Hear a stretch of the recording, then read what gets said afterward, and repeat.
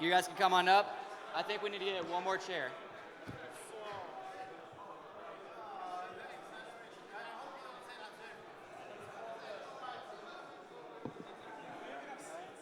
I need this chair. I need this chair.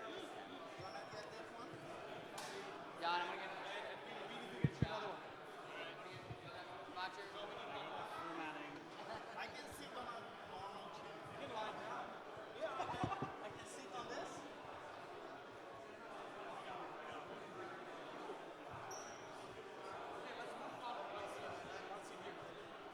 Everybody just moves one seat here.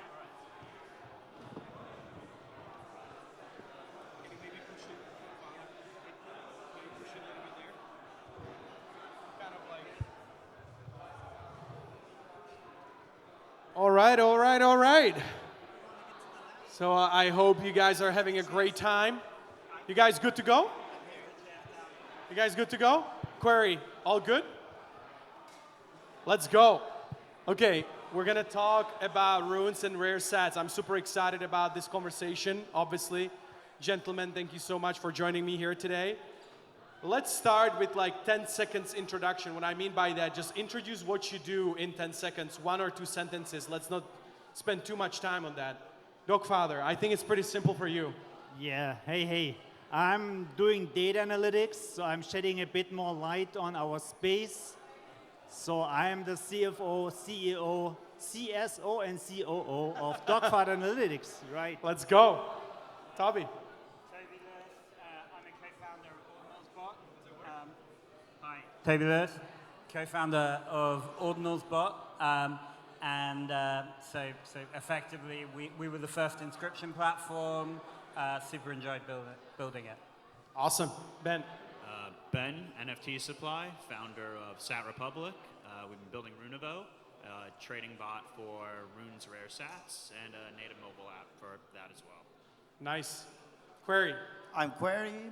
I build Magisat. We snipe people, and everybody hates us. Okay, well, we can maybe talk about that a little bit later. But so the topic is runes and rare sats. So I'm gonna flip it to you guys, and you tell me runes or rare sats right now. Rare sets. And why? So I think rare sets are a better asset because they would stand the test of time better than runes. And you can see an example of that in colored coins, which were invented as a concept in like 2012, way before ordinals or runes or any other asset really on Bitcoin. And the concept was very similar to rare sats. And they were reinvented with ordinals. And I think that's a clear proof that they withstand the test of time. Okay, that's one take. Ben, you're involved in all of those categories, so which one? I was about to say, that's why I took a deep breath. I'm not exactly sure, but I think downside risk-wise, I have to agree with Quary.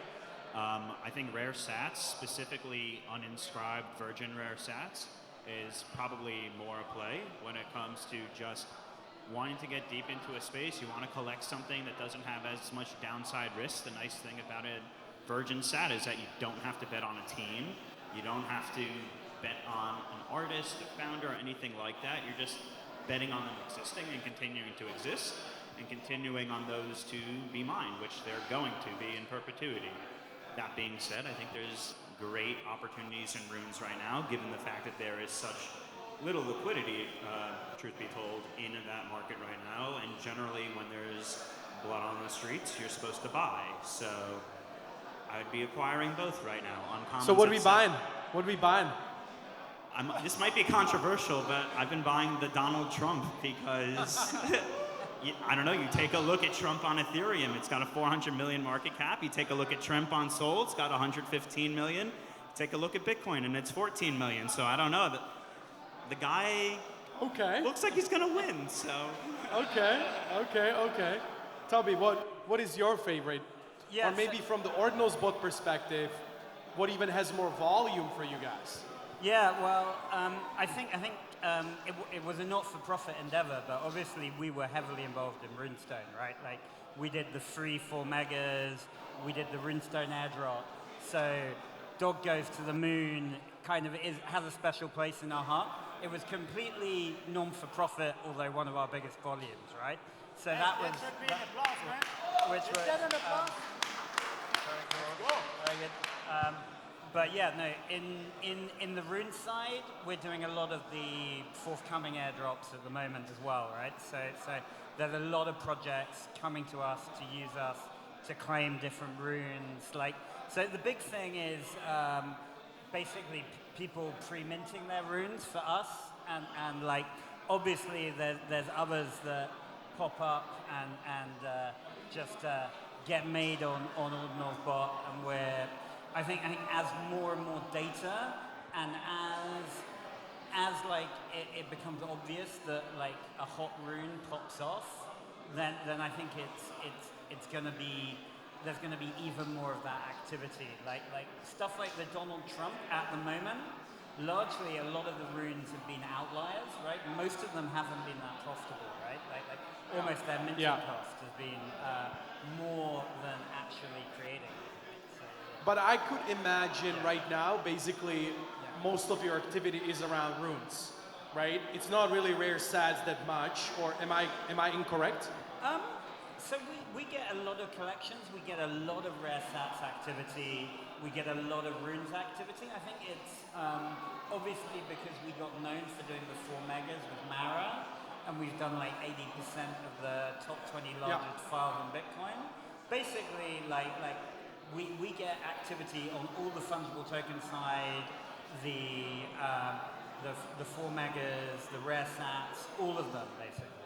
But runes clearly, like what we're seeing is there's like 10 super smart, well-funded teams that have like runes airdrops, runes claims that they want to do. Okay, so Doggfather, now you need to set the record straight because you look at all the data. So tell us, runes or rare SATs? I mean, your question is completely off, Jan, because you should never ask or. It is and. It is and. Because rare SATs is a completely different asset class. On a spectrum from 0 to 1, this is completely opposite. Rare SATs is just something for collectors. It is very niche right now, but it's definitely having a lot of potential. And runes is like the leading fungible token standard on the biggest chain, the most decentralized chain.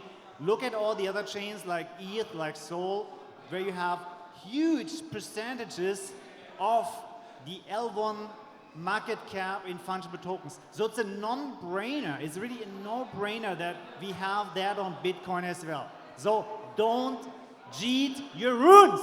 Don't do that. I mean, we are fucking early. You know, I understand your take. However, people are hungry for alpha. You know, people are saying they're losing money on their runes. So I'm trying to figure out, okay, is rare SATS the play right now? And I get this question all the time. I just spoke with a miner like 30 minutes ago. They're also asking me like, okay, are rare SATS the thing? You know, like, is it still a thing? So I think, you know, it's always good to kind of go deeper and try to figure out the narrative and, you know, where you kind of see the next, I would say, catalyst coming from, you know, but ultimately these things are very different. I agree with you. Quary, so what do you actually see as the next catalyst potentially for rare SATs? Like, you know, do you think that we need more artists to come to experiment with this? Do you think that, you know, Ben mentioned it's kind of like, you know, on its own an asset class that is like uninscribed, that's actually even better to some extent. So what do you think we need to get the next kind of catalyst for rare SATs specifically? Well, I think people jump on the train with the most hype usually. And I think for rare SATs, they actually make a very good collector's asset because they have limited categories. There's no influx of influencers creating their own category of rare SATs. So basically everything is already existing and is present in people's wallet. Basically, they were airdropped to people that held Bitcoin. So that's a somewhat fair distribution. And I think what's next for them is for people to realize after the craze with every new collection on Ordinals or after the craze with runes, that rare sats are a different kind of asset and an asset that's worth collecting and holding for the longer time. And I think at some point, people will also find the pump that they're looking for in rare sats. For example, you can look at January this year when Commoners minted, which was the first 10K collection on Uncommons. Like the Uncommon price spiked for like 10x at that exact moment. And I think more collections like this will come in the market. So yeah, it's a great time to stack rare sats, and at Magisat we got everything you need for that. Yeah, so Ben, to follow up on this, in the rare sats spectrum, what do you think is kind of the play? Like, is it uncommon because like, you know, that's the holy grail? Or would you be like more granular and like go deeper and like really try to find something like very, very different? Yeah, so I would answer this a couple of different ways. So like obviously, I think that uncommons make a lot of sense because they are the most palatable in terms of cost when it comes to Rottamore rarity, and I think that there is something to be said for Rottamore rarity. I think that ultimately the way to look at them, in addition to a collector asset, is they are a canvas. And if we're all betting on the fact that people continuing to inscribe their data on Bitcoin, they're going to be doing that on a SAT, and the question is, what type of SAT are they going to do that on? So I think that ultimately, rare sats are always going to be here to stay because, like, that's like saying, oh, you're a painter. You're no longer going to be having paper. Like, no, you always need the paper. You need something to paint on, right? So, like, the rare sats are that canvas. I think the ones to pick up right now, I don't know, like, I like uncommons. I think there's something to be said for black sats. They have a nice community behind them.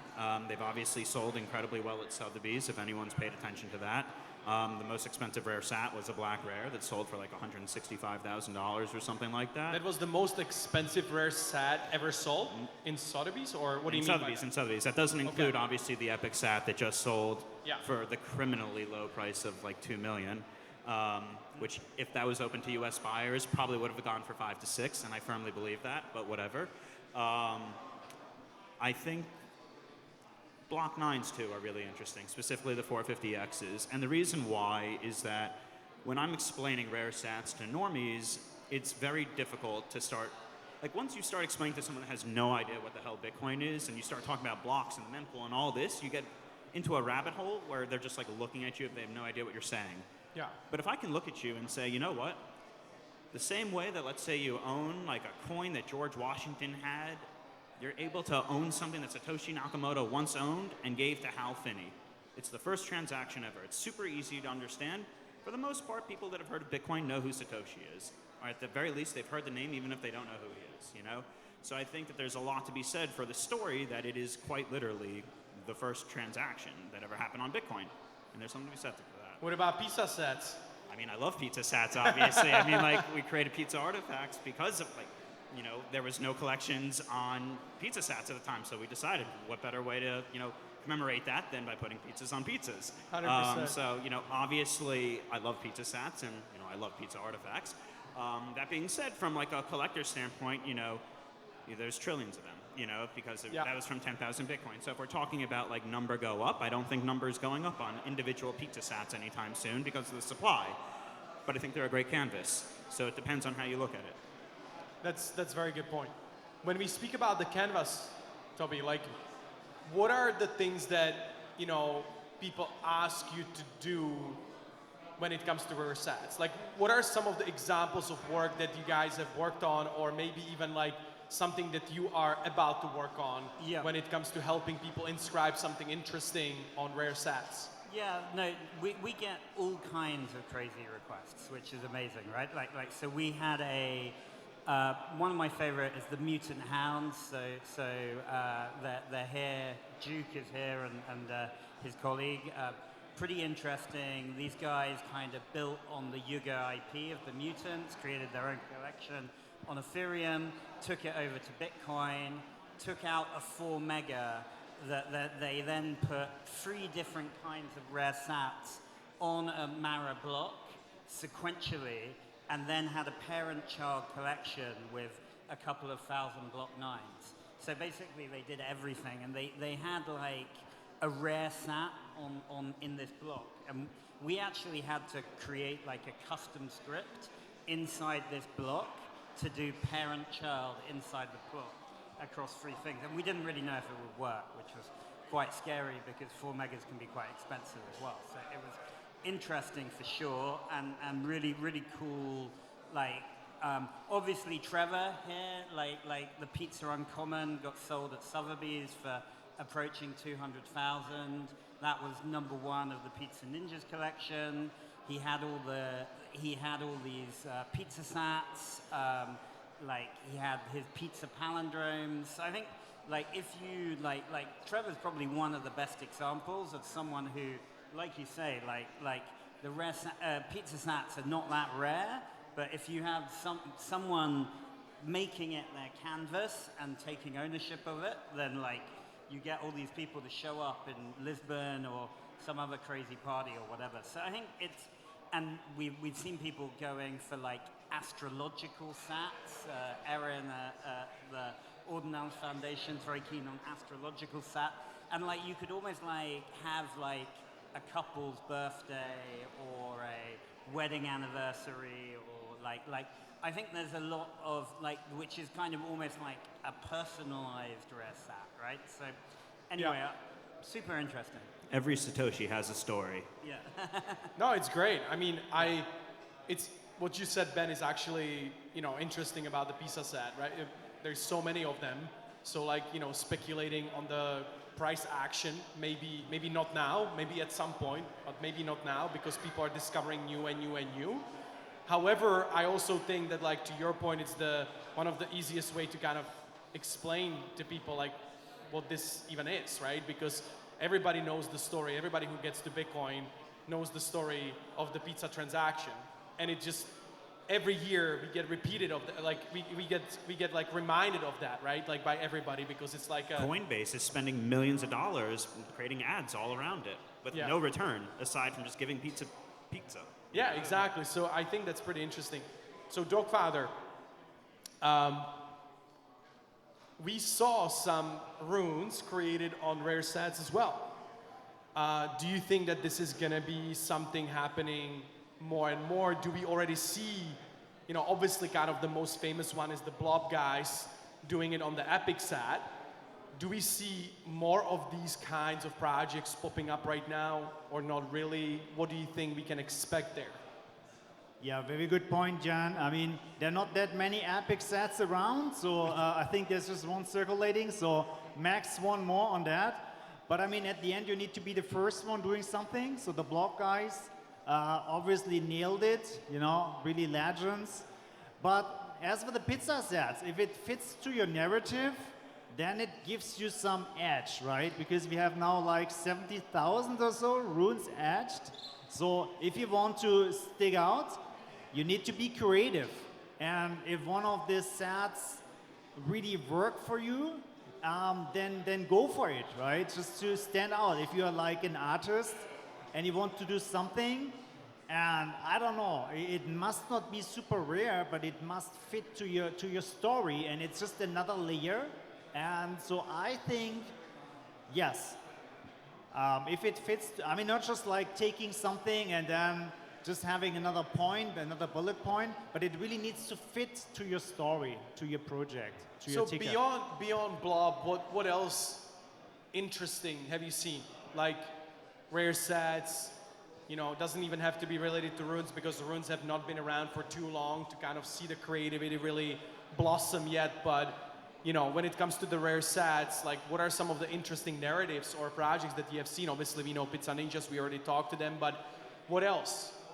Honestly, with rare sets plus runes, not so much. But Yeah, of course, yeah. this is why I expect, if you want to do something fresh, it's definitely something worth the while. So that's the alpha, right? So if you're plan to etch a rune, maybe you add that to your calculations, right? To do something cool, because it's not that common, right? And I think you have some attention from, the rare sets community and aficionados if you have something cool to add to your runes project. I'd chip in on this and go, actually, like, you've got to think of runes or BSC20 as a token market, right? Like, you've got to think about tokenomics, utility.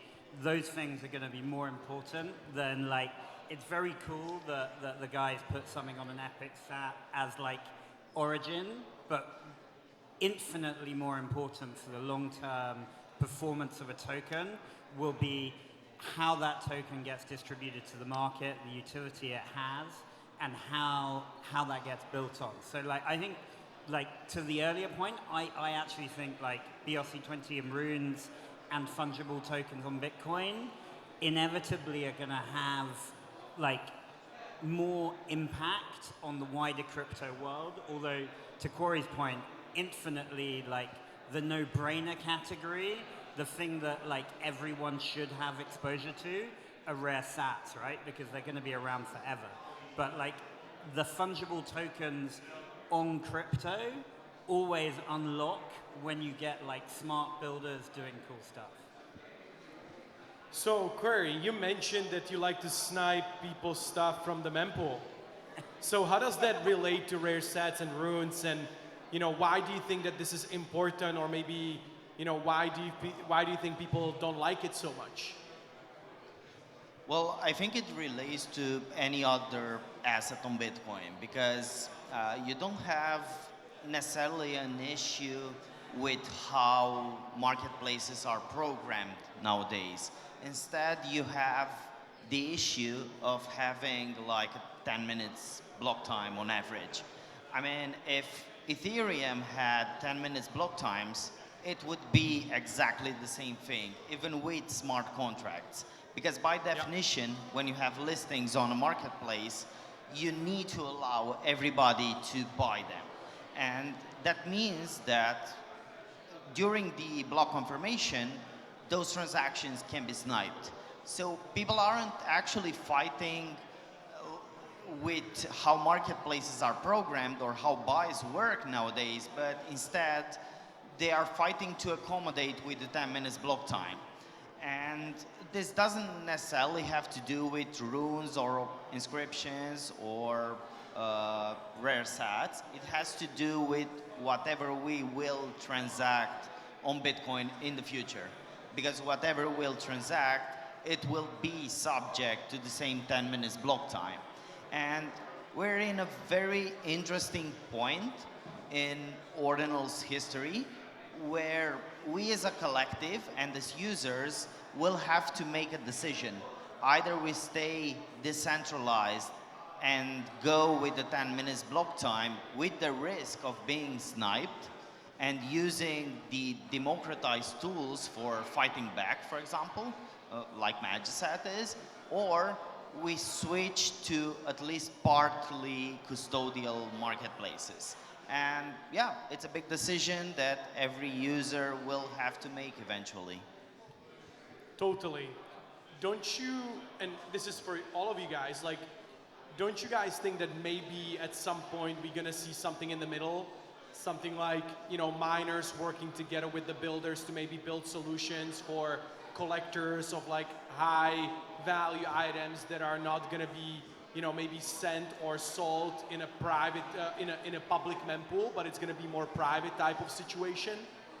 Because that's kind of like, we see what you guys are doing for the more form makers, right? Like you're working directly with the miner to do something custom, something that was not really that easy to do before, but now it's possible. So do you guys see the collaboration between builders and miners really getting deeper and stronger to be able to solve some of these problems too? Yeah, for sure. I think like obviously like I think Mara have a very sort of software mindset as well as, and a lot of miners are perhaps less sophisticated in that way, or often they have a pool and the mining relationship to the pool is not as strong. So the software native element is the pool, but then they have all these miners who might not necessarily agree with more bespoke stuff. But I think inevitably, like all of this innovation and just the fee market and economics, I think is going to mean that miners, almost for their own profit motive, will need to kind of customize blocks more for like the wider mempool, right? Like I think it would be much better, really, like we love like the relationship we have with Mara and like being able to do all these 4 megas, but it'd be really cool if across all of crypto, like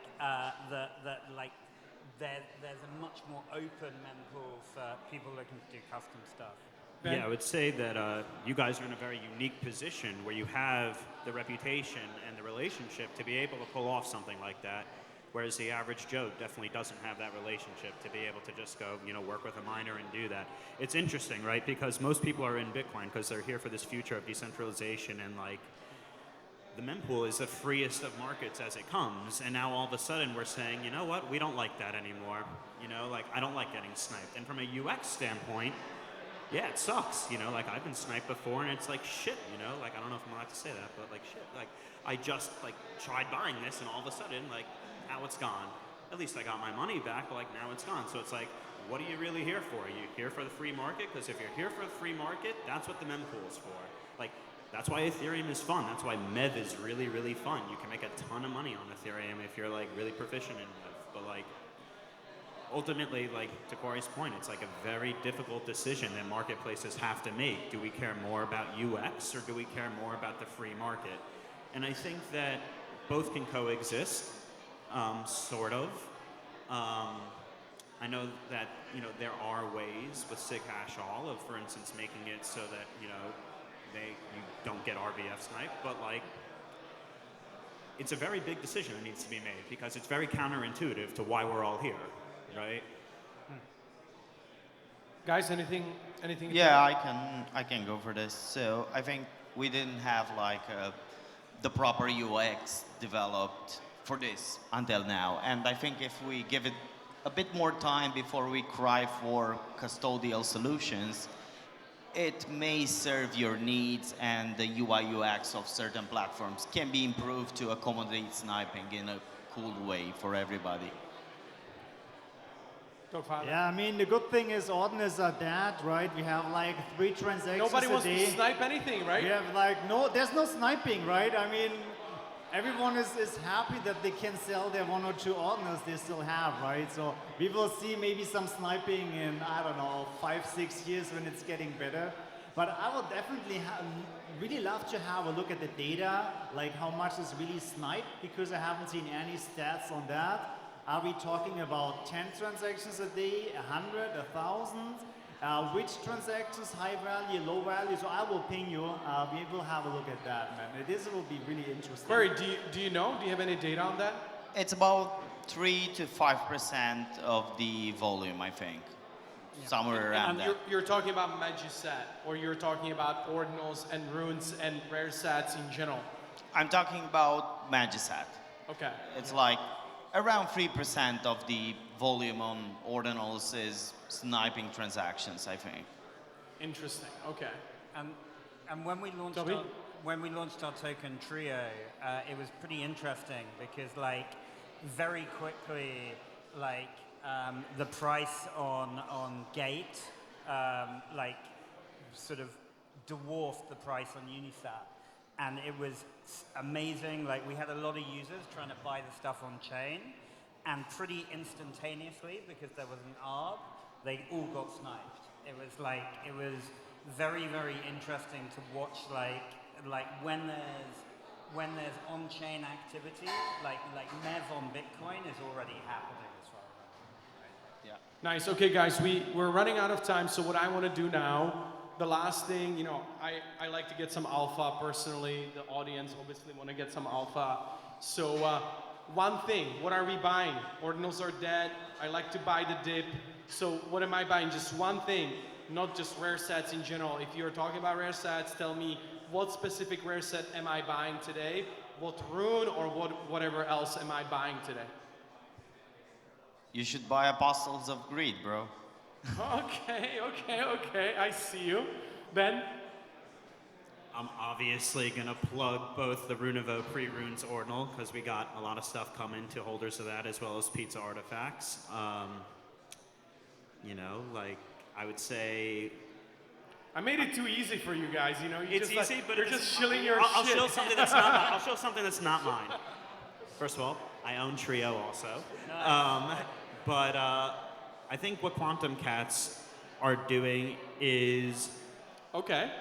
Now we talking. Listen, you know, it's obviously a very big bet that could either win big or lose big, but if I'm gonna bet on a team, I don't know if any of you know this, but like how Finney follows Jameson Locke. You know how many people how Finney follows? Not many people, and he's never following anyone ever again, you know? So like there's something to be said for like how OG that team is in this space, in addition to Udi and everyone. Like ultimately you're betting on a team when it comes to an NFT project, right? You're not betting on the actual art itself, and like maybe you are if you're buying art, but like if you're buying a PFP project, you're betting on the team itself. So if I'm betting on a team, that is one of the teams that I'm for sure betting on, as well as Pizza Ninjas. Thank you. Awesome. Toby. Not Trio, but I'd say like I really rate the decentralized team, the Prometheans people, and Dog Goes to the Moon. I think like Leonidas for sure is going to drive that way above $1 billion, right? Like, but like he says it every day on Twitter, so it must be true, right? Dog. Yeah, I mean, if you don't have a Pizza Ninja yet, I don't know what to say. I mean, this is one of the most amazing communities. I mean, Trevor is, I don't know. Is he paying you for this? Is he paying you for this? Yeah, of course. I mean, there's this giveaway going on. I have to say that. No, I mean, if you don't feel the vibe, I can't help you. So you need to grab a Pizza Ninja. It's like for sale at the moment, and I'm not mentioning any particular rune. That would be not neutral, right? I'm not doing that.